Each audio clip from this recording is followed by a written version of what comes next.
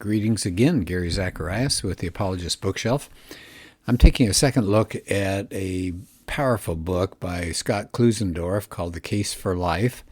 If you are in any discussions with people regarding being pro-life and pro-choice and the clash that occurs, and you want something that'll ground your information and ground your discussion in quality, thoughtful ways, you've got to have this book, The Case for Life, subtitled Equipping Christians to Engage the Culture. So I've done an earlier podcast on a couple of chapters. I'm going to go toward the back of the book, and it's interesting. It says, from debate to dialogue, asking the right questions. And he says, there's a good way to handle a discussion. He said, asking questions. He said it can make a huge difference in your next conversation. And he references Greg Koukl, and they're called the Columbo questions. And I would again tell you just how much that book meant to me. That's Greg Koukl's book called Tactics. And that's a book that you really need to have, Tactics. They just came out with a 10th year anniversary edition, so it's got a lot more information. So I appreciate Scott Klusendorf. He used to actually be part of Greg Koukl's organization before he launched off himself. By the way, other people have done that too. Brett Kunkle used to be part of Koukl's organization, Stand to Reason, and now he does Maven, M-A-V-E-N, as his own organization, dealing with families especially, and kids, and apologetics. And of course, one of the big names of J. Warner Wallace got his start with Greg Koukl's organization. So I like Koukl's group because they've started a lot of useful, powerful people who've gone out and made a difference for the kingdom in the area of apologetics. So he says, let's take a look at these questions that Koukl has come up with. So I'm back to Scott Klusendorf's book here, The Case for Life. So the first question, he said, what you want to do, he said, it's not to dominate when you're in a discussion, it's clarity. So he says, when you're in a tight spot, you're in a conversation and maybe you feel a little lost, asking questions. And asking questions are wonderful. It gains you information. It keeps you out of the hot seat, which is really good, because if the other person makes a claim, we can ask that person questions to challenge them in a nice way, but they're the ones that made the claim, so then they should answer that. So it gains information, keeps you out of the hot seat, as they say, reverses the burden of proof, and it may help you figure out an issue that you can then deal with that the other person has brought up. So he said, it's not tricky, you're just trying to clarify, you're not trying to dominate. So I said, ask a good Columbo question, named after the famous old detective on television. So he now covers the three most important questions that Koukl covered. Number one, what do you mean by that? There's the clarification question. You're just trying to get more information about what the person has claimed so that you don't misrepresent the view. And so here's some examples of that. Somebody says to you, the Bible's been changed. Question, oh, how so? Now, you don't have to say the words, what do you mean by that, just how. How about this one? Pro-lifers force their views on others. Well, how do they do that? Embryos are just a mass of cells. What does that mean? Religious views don't belong in the public square. What makes a view religious? Science and faith exclude each other, right? They're contrasts. Well, what do you mean by science? What do you mean by faith? So that's a great question. What do you mean by that? Number two, how'd you come to that conclusion? And that's a key question, isn't it? You can say it another way. Why do you believe that? Or how do you know that? Or why do you think you're correct? And so if somebody says to you the Bible's full of fairy tales, why would you believe something like that? Thousands of women have died from illegal abortions. How do you know that? Christians shouldn't claim to be right. I'm curious why you think that. So a lot of questions you can deal with, a lot of claims you can deal with that question. How did you come to that conclusion? And a third one is, have you considered ... And so whatever is relevant with this argument. So if somebody says to you, oh, everything's just an illusion. Well, have you considered if that's true, we would never know it? Fetuses have no right to life because they're not self-aware. Well, have you considered newborns aren't self-aware either? So I like those. Those are three really powerful questions. Let me go through them real fast, and then we're going to go into another section of Klusendorf's book. So question number one, what do you mean by that? Just asking for clarification. Number two, how'd you come to that conclusion? Or what's your proof? What's your evidence? That's what you're asking for. And number three, have you considered to get them to see maybe a shortcoming in what they believe in? So he says, engage with questions.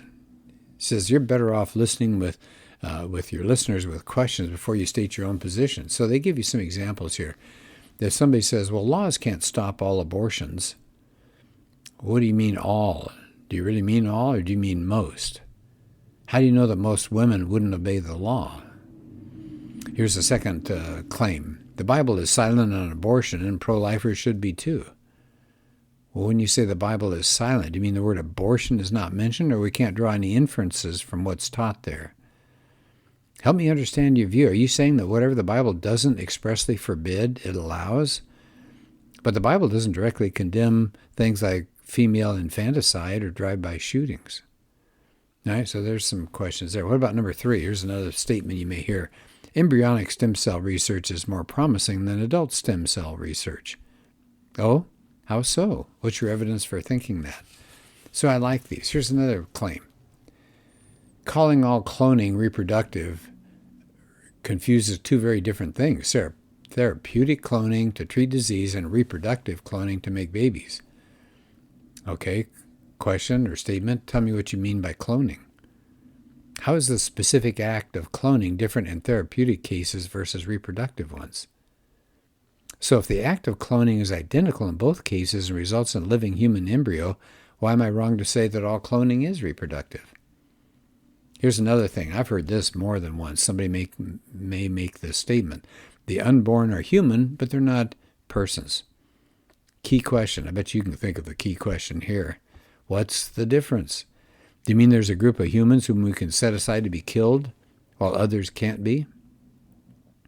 Why should anyone accept the claim there can be such a thing as a human that's not a person? Have you considered what your view does to the concept of human equality? Here's another challenge. Embryos and fetuses have no desire to go on living and thus have no right to life. When you speak of desire, do you mean one of which a being is consciously aware? Why do you have to have a conscious desire for something before one can lay a claim to it? Okay, here's another statement. The pro-life view that embryos have value and a right to life is inherently religious. It's forcing the government to take a position on whether the fetuses have souls. Religious claims of this sort have no place in government policy. Question, what's a religious claim? Or here's another good question. Why is the claim that an embryo has value and a right to life any more religious than saying a teenager does? See, I really like what Klusendorf does. He takes the fetus and tries to ask similar questions of a child that's already here. For example, I've heard him say this, that people will say, well, those who don't have much money should have the right to abort a baby because it's, they just can't afford it. And then Klusendorf will say, well, would you apply that same rule to a 3-year-old? 3-year-old's getting kind of expensive. I guess we should kill it. And of course not. So he, very subtly, this works out a way to say the fetus does have rights. The fetus is part of the human family. Okay, back to some of these statements here. Remember, this chapter is called From Debate to Dialogue. So somebody may say to you, all truth is socially constructed in language communities. That's the postmodern view, right? Do you mean we can't get outside language to know it's really real? Why do you think that? Have you ever considered if you're right that your own view is a construct of your language community? If that's true, why should I accept it? Wow. You see what's happening there. The person has just committed suicide in this thinking. That's called the suicide tactic that Kokel says be aware of. So many people arguing with you are going to fall into this problem. They'll say things like, you shouldn't be so intolerant. Well, guess what? They were just intolerant to you. Yeah, so you've heard that one before. Right-to-lifers are hypocritical to oppose abortion unless they adopt unwanted babies. Question, how do you know we're not adopting them? But suppose we're not. How does my alleged unwillingness to adopt a child justify an abortionist killing one? Yeah, good question. Here's another claim. Those abortion pictures you showed during your talk were faked and offensive. Really? Which ones and how so? What would real abortion photos look like? So, again, he says, the goal is to engage your critics, not silence them. Stop worrying, he says, about winning a debate. Just keep asking good questions. So why deal with all these fantasy issues? Kokol says, don't take up the defense when the other person is the one making the claim. Why let them off easily? So the next time you hear that embryos are just a hunk of cells, don't run for cover. Step up and say, why would you believe that?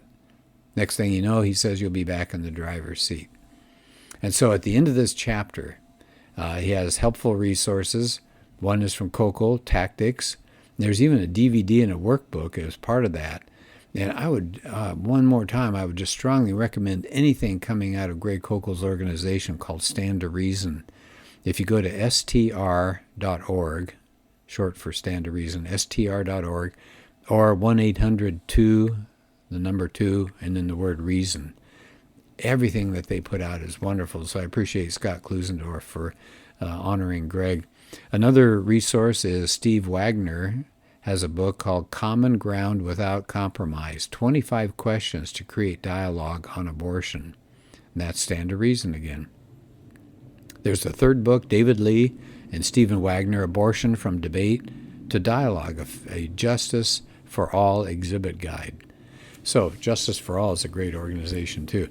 So once again, this is a Scott Klusendorf's book, The Case for Life. Wonderful book. Needs to be on your shelf if you're thinking at all about getting into social media or just talking to people about the abortion issue. You can come across as a thinking pro-life person and making some very simple arguments and claims that will just devastate the other side. But remember, you don't want to devastate them in the sense. You just want them thinking about what they're taking on from what they're hearing in society.